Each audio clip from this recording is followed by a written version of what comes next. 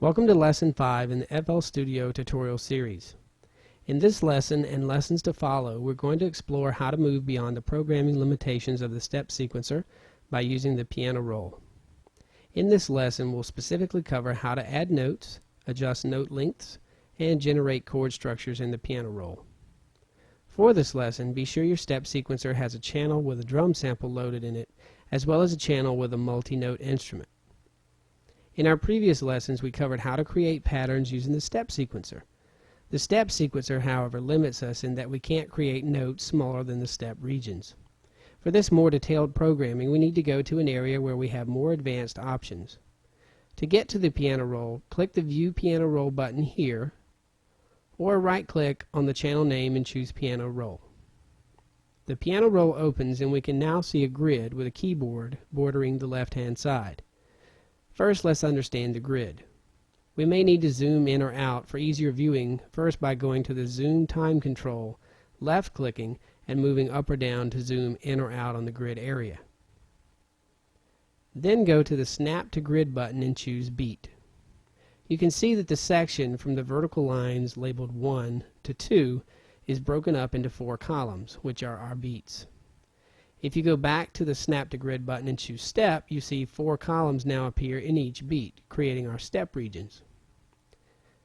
Before creating a pattern, it may be helpful for us to go to the drop-down menu on the piano roll and choose Helpers, View Note Helpers. This adds contrast to the grid, allowing you to see which rows of steps are for the black keys and which are for the white. Let's begin creating a pattern by selecting the Draw tool, and then we can add notes in the step areas by left-clicking.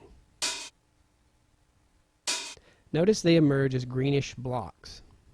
To remove a block, hover over it and right-click, or for larger sections of blocks, choose the Delete tool and sweep to the left or right. If the notes you add are longer or shorter than the step blocks, you can resize the blocks to fit the regions. One advantage to the piano roll over the step sequencer is that we can resize the note length. If you mouse over the far sides of each note, you should see an arrow pointing left and right. Holding left-click, drag the side of the note to shorten or lengthen it. Using this method, you should be able to resize the notes into the step regions.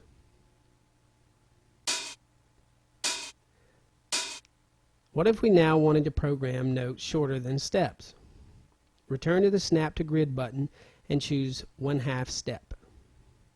Now our grid has 8 columns per beat, and we can add notes, which will at first still be the length of our steps, but we can now shorten them to fit the half-step regions. In this method, I can get 2 notes to play back-to-back in the time of 1 step. I could go further with any of the other many options under the Snap to Grid menu, even getting 1/4 and 1/6 step notes for rapid drill type beats or rolls. I'm now going to switch to a 1/4 step grid, remove my previous half step notes, and then add and shrink 1 note to the correct 1/4 length. Now that I've set the length I want, I can choose the Paint tool and then brush in the notes close together, one after the other.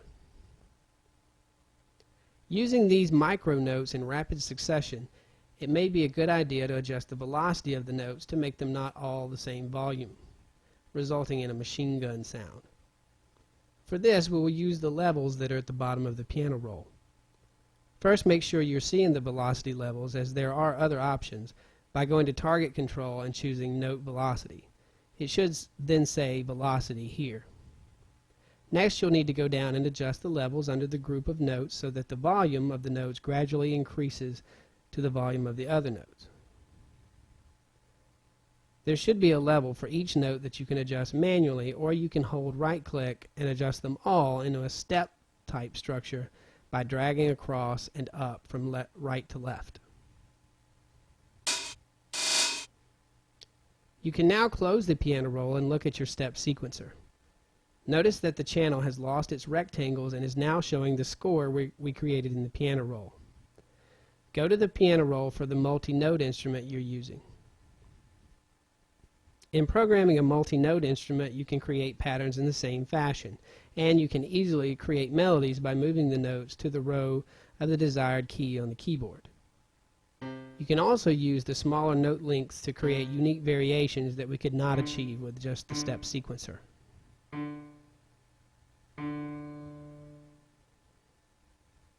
We can also program chords by right-clicking on the pen tool and selecting a chord or scale. Any clicks now added on the piano roll will add a full chord instead of notes.